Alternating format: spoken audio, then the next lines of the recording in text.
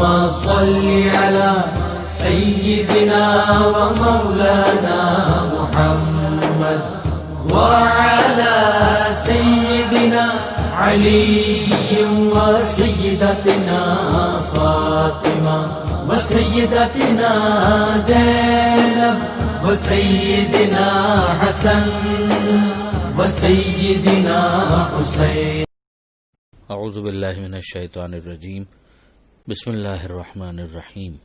الحمد للہ رب العالمین والصلاة والسلام علی اشرف الانبیاء والمرسلین واہل بیتہ الطیبین الطاہرین المعصومین. اما بعد. سورہ براءت آیت نمبر 14 سے آیت نمبر 20 14 to 20. گزشتہ سے پیوستہ پروردگار عالم نے وہ مشرکین کہ جن کے خلاف حجت تمام ہو چکی ان کے قتال پر ابھارا، اور وہی ابھارنے کا سلسلہ مزید آگے بڑھتا ہے. ارشاد ہو رہا ہے قاتلوہم، ان کے ساتھ قتال کرو. یعذبہم اللہ بایدیکم، تمہارے ہاتھوں سے اللہ انہیں سزا دلوائے گا. 1. وَيُخْزِهِمْ، اور ان کو رسوا کرے گا. 2. وَيَنْصُرْكُمْ عَلَيْهِمْ، اور ان کے مقابلے میں تمہاری مدد کرے گا. 3.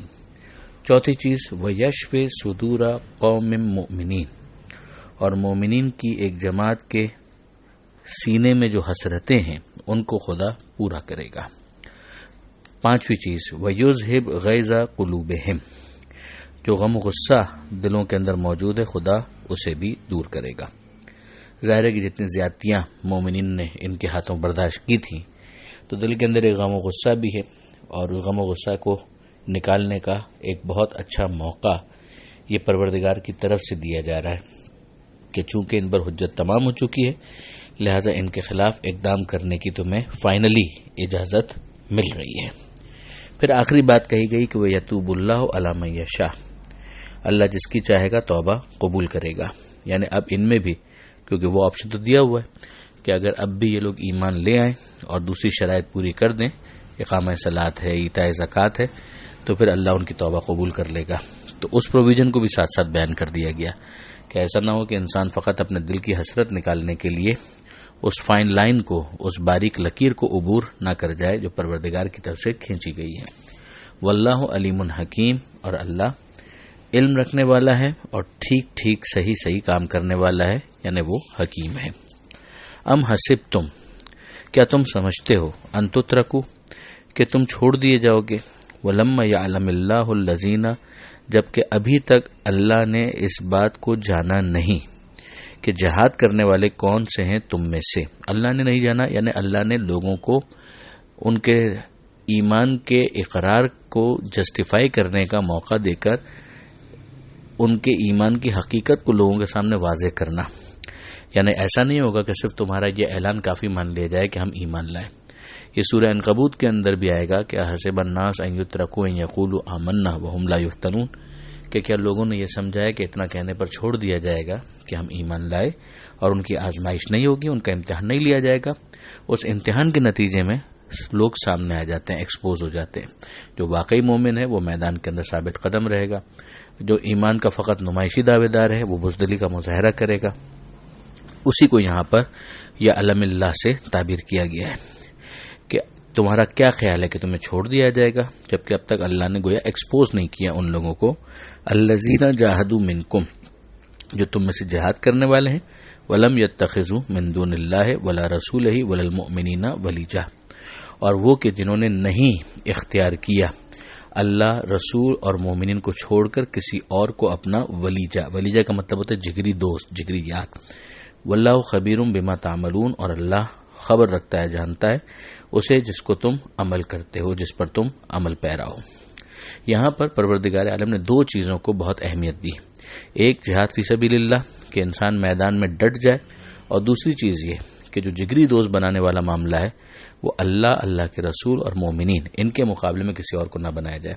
خاص طور پہ یہ ذہن میں رکھنے والی بات ہے کہ فقہ اہل بیت کے اندر، مکتب اہل بیت کے اندر یہاں پر المومنین سے ائمہ معصومین مراد لیے گئے، اور ولیجہ سے ہر وہ شخص کے جو ان کے مقابلے پر آ جائے، یعنی خدا کے مقابلے پر کوئی خدا بن کر آ جائے، رسول کے مقابلے پر کوئی رسول بن کر آ جائے، اور امام معصوم کے مقابلے پر کوئی امام بن کر آ جائے۔ واللہ خبیر بما تعملون، اور اللہ خبر رکھتا ہے جو تم عمل کرتے ہو۔ آگے جو آیت آ رہی ہے اس میں پروردگار عالم نے ایک کمپیریزن کیا ہے۔ پہلے تو اس بات کو بیان کیا ہے کہ مسجد خدا جو ہے اس کو، اس کا انتظام، اس کی کسٹوڈین شپ یہ کس کے پاس ہونی چاہیے، اس کو لک آفٹر کرنے والا، اس کی دیکھ بھال کرنے والا کون ہونا چاہیے۔ پھر اس کے بعد ایک کمپیریزن ہے۔ پہلے ارشاد ہوتا ہے کہ ما کان للمشرکین، مشرکین کو کوئی حق نہیں ہے ان یعمروا مساجد اللہ، کہ وہ اللہ کی مسجدوں کو آباد کریں، یعنی اگر وہ اپنے طور پر یہ کوششیں کر رہے ہیں کہ مسجد الحرام جو مرکزی مسجد تھی اس کو آباد کرنے، تو بنیادی جو عقیدہ ہے اس میں تو درستگی ہو۔ اگر توحید ہی کے اوپر وہ کنونس نہیں ہے اور مشرکانہ عقائد رکھتے ہیں اور اس شرک کے اوپر خود گواہ بھی ہیں، یعنی علی اعلان کہتے بھی ہیں کہ ہم بت پرست ہیں، تو پھر اس کے بعد کیا گنجائش باقی رکھتی ہے کہ مسجد حرام اور دیگر مساجد کی ٹرسٹی شپ یا ان کا کسٹوڈین ان لوگوں کو بنایا جائے، یا اس طرح کے افراد اپنے تئیں یہ فیصلہ کریں کہ ہم اس کو لک آفٹر کریں گے۔ پروردگار فرماتا ہے کہ ما کان للمشرکین، مشرکین کو کوئی حق نہیں ہے ان یعمروا مساجد اللہ، کہ وہ اللہ کی مسجدوں کو آباد کریں، شاہدین علی انفسہم بالکفر، اپنے اوپر کفر کا اقرار کرتے ہوئے، اولئک حبطت اعمالہم، ان کے اعمال اکارت ہیں، یعنی ان کے اعمال حب کر دیے جائیں گے، نل اینڈ وائڈ ڈکلیئر کر دیے جائیں گے۔ یعنی بظاہر اگر کچھ ایسا عمل تم کو دکھتا بھی ہے کہ جو بہت خوشنما ہے، اس کی بھی کوئی حیثیت نہیں ہوگی۔ اگر عقیدہ ہی درست نہیں ہے، اگر ایمان ہی کی منزل کے اندر خرابی ہے، تو پھر عمل کے جھانچنے کی بھی کوئی گنجائش باقی نہیں ہے۔ پھر ارشاد ہوتا ہے وَفِي النَّارِ هُمْ خَالِدُونَ، اور یہ لوگ جہنم کی آگ میں ہوں گے ہمیشہ ہمیشہ کے لیے۔ اب سمجھایا جا رہا ہے اگلی آیت کے اندر کہ اللہ کی مسجدوں کو کون آباد کرے گا۔ ارشاد ہوتا ہے انما یعمر مساجد اللہ، مساجد خدا کو تو آباد فقط وہ کریں گے من آمن باللہ، جو اللہ پر ایمان رکھتے ہوں، والیوم الآخر، آخرت کے دن پر ایمان رکھتے ہوں، واقام الصلاۃ وآتی الزکاۃ، اور نماز قائم کرتے ہوں اور زکوٰۃ ادا کرتے ہوں، ولم یخشى الا اللہ، اور اللہ کے سوا کسی کا خوف بھی ان کے دل میں نہ ہو، فعسى اولئک ان یکونوا من المہتدین، تو یہ وہ لوگ ہیں کہ جن کے بارے میں امید ہے کہ یہ لوگ ہدایت یافتہ ہوں گے، ہدایت قبول کرنے والے ہوں گے۔ اب یہ واقعاً آیتیں دونوں آیتیں بہت رہنمائی فراہم کرتی ہیں دنیا بھر کی مساجد کے بارے میں۔ جو اس کے ٹرسٹی حضرات ہیں، جو اس کو لک آفٹر کرنے والے ہیں، وہ دیکھیں کہ وہ ان صفات کے اوپر کتنا پورا اترتے ہیں، ان کا ایمان اللہ پر، آخرت کے دن پر بھی ہو، خود نماز قائم کرنے والے ہوں، زکوٰۃ ادا کرنے والے ہوں، اور اللہ کے سوا کسی کا خوف نہ ہو، تو پھر وہ مسجدوں کو آباد کریں گے۔ مسجدوں کے اندر نماز بھی ہوگی، مسجدوں کے اندر دروس بھی ہوں گے، مسجدوں کے اندر محافل بھی ہوں گی جن کے ذریعے سے علم پھیلے گا، قرآن پر بات ہوگی، احادیث پر گفتگو ہوگی، اخلاقیات لوگوں کے بہتر بننا شروع ہو جائیں گے۔ اگر ایک انسان اللہ کے سوا کسی کا خوف نہیں رکھتا تو وہ یقیناً اپنی ذمہ داری کو محسوس کرے گا۔ اگلی آیت میں پروردگار عالم وہ کمپیریزن پیش کرتا ہے کہ ایک طرف بظاہر ہمیں نظر آتا ہے کہ حاجی حضرت آئے تو ان کے لیے پانی پلانے کا انتظام کر دیا گیا، اور بظاہر جو مسجدیں ہیں ان کے آباد کاری ہو رہی ہے، ان کو بنایا جا رہا ہے اور اس کے انتظامات سنبھالے جا رہے ہیں۔ یہ کام اچھا ہے، مگر یہ کام اس وقت خدا کی نظر میں قابل قبول ہے جب اس کے ساتھ دوسری بھی کچھ صفات موجود ہوں۔ اگر ان صفات کو مائنس کر دیا جائے اور پھر فقط انہی چیزوں کو سامنے پیش کیا جائے تو ان کی کیا حیثیت باقی رہ جاتی ہے۔ جیسے کہ ہم دیکھ رہے ہیں پہلے پروردگار عالم نے اس کے لیے حبط کا لفظ استعمال کیا، حبطت اعمالہم۔ اب ذرا دیکھیے، اجعلتم سقایۃ الحاج، کیا تم حاجیوں کو پانی پلانے، و عمارت المسجد الحرام، اور مسجد حرام کے آباد رکھنے کو اس کے برابر سمجھتے ہو؟ کس کے برابر؟ کمن آمن باللہ والیوم الآخر، جو ایمان لایا اللہ پر، آخرت کے دن پر، وجاہد فی سبیل اللہ، اور جس نے اللہ کی راہ میں جہاد بھی کیا، جو ڈٹ گیا اللہ کی راہ میں، ایمان اللہ پر، ایمان آخرت پر، اور جہاد فی سبیل اللہ۔ اس کے مقابلے میں وہ کہاں آ سکتے ہیں کہ جو ایمان سے خالی ہوں، نہ اللہ پر ایمان ہو یا آخرت پر ایمان نہ ہو، اور جہاد کے حوالے سے بھی ان کی کوئی کارگزاری نہ ہو، اور فقط وہ حاجیوں کو پانی پلا کے سمجھے کہ انہوں نے بہت بڑا تیر مارا تو یہ ایکسیپٹیبل نہیں ہوگا، یا وہ دوسرے جو انتظامات ہیں ان کو اگر سنبھالے ہوئے کلید بردار وغیرہ ہیں تو یہ ایکسیپٹیبل نہیں ہوگا۔ اس کے اندر ملتا ہے کہ حضرت امیر المومنین علی بن ابی طالب علیہ السلام کا ایک ڈائلاگ مکالمہ کہ جناب عباس ابن عبد المطلب اور طلحہ ان کے ساتھ یہ گفتگو ہوئی۔ ایک نے کہا کہ میں حاجیوں کو پانی پلاتا تھا اس لیے میں افضل ہوں، دوسرے نے کہا کہ میں خانہ کعبہ کا کلید بردار تھا اس لیے میں افضل ہوں۔ تو امیر المومنین نے اپنے ایمان اور جہاد فی سبیل اللہ کا حوالہ دیا، اور اس موقع پر یہ کیس گیا پیغمبر اکرم کے پاس، جس کے بعد یہ آیتیں نازل ہوئی، جیسا کہ شاہ عبد القادر نے بھی اس کو لکھا، اور تفسیر در منصور وغیرہ کے اندر بھی یہ روایات موجود ہیں اور اس آیت کا شان نزول بیان کرتی ہیں۔ پروردگار عالم نے حضرت امیر علیہ السلام کا جو موقف تھا اس کو انڈورس کیا، لا یستوون عند اللہ، کہ یہ اللہ کے نزدیک برابر نہیں ہو سکتے۔ واللہ لا یہدی القوم الظالمین، اور اللہ ظالم قوم کو، ظالم لوگوں کو ہدایت نہیں کرتا۔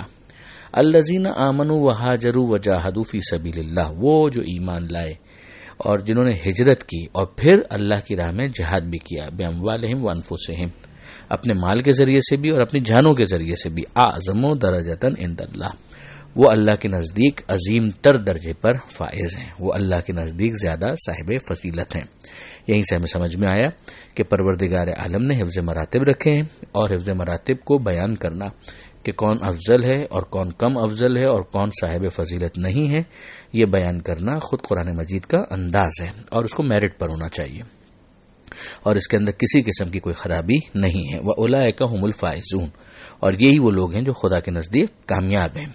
یبشرہم ربہم برحمت منہ، انہیں ان کا رب بشارت دیتا ہے اپنی طرف سے رحمت کی، ورضوان، رضایت یعنی خوشنودی کی، وجنات، اور جنت کی، لہم فیہا نعیم مقیم، جس کے اندر وہ رہیں گے برقرار رہنے والی نعمتوں میں۔ ایک تو وہ نعمت ہے جو زائل ہو جائے، لیکن نہیں، ان کے پاس جو نعمتیں ہوں گی وہ باقی رہنے والی ہوں گی۔ اب ظاہر ہے کہ آیت نمبر 20 پر ہمیں مکمل کرنا تھا، مگر چونکہ اس کے ساتھ اس کا تعلق تھا لہٰذا آیت نمبر 21 کو بھی ہم نے بیان کر دیا، اور آیت نمبر 22 کے اندر بھی پروردگار عالم نے مزید یہ بیان کیا ہے کہ یہ اس میں ہمیشہ ہمیشہ رہیں گے، خالدین فیہا ابدا، ان اللہ عندہ اجر عظیم، اللہ کے نزدیک، اللہ کے پاس ان کے لیے اجر عظیم موجود ہے۔ انشاءاللہ اس کو کنٹینیو کریں گے آگے۔ پروردگار عالم سے دعا ہے قرآن مجید پڑھنے، سمجھنے اور عمل کی توفیق عطا فرما، اور وارث قرآن امام زمانہ کے ظہور میں تعجیل فرما۔ وآخر دعوانا ان الحمد للہ رب العالمین، والسلام علیکم ورحمۃ اللہ وبرکاتہ۔